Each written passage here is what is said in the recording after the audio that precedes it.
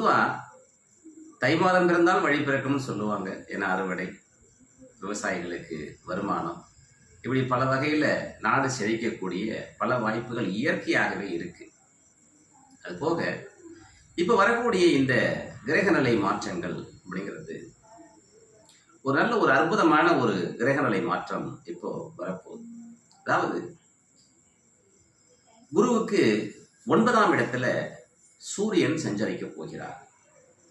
இந்த அமைப்புக்கு பேரு நவ பஞ்சம ராஜ யோகம் அப்படின்னு சொல்லக்கூடிய ஒரு அமைப்பு.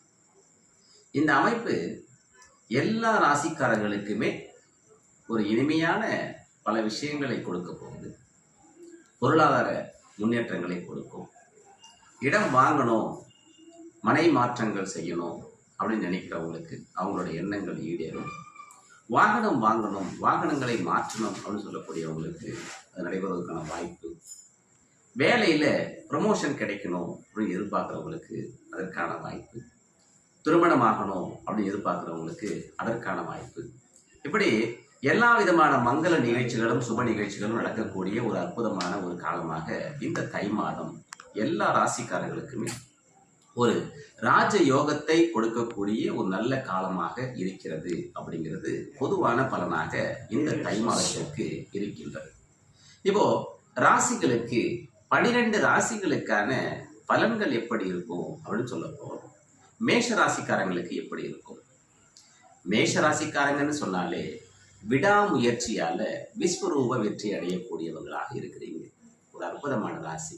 உங்களுடைய விடாமுயற்சிக்கு மிக அற்புதமான பலன்கள் எல்லாம் கிடைக்க போகுது.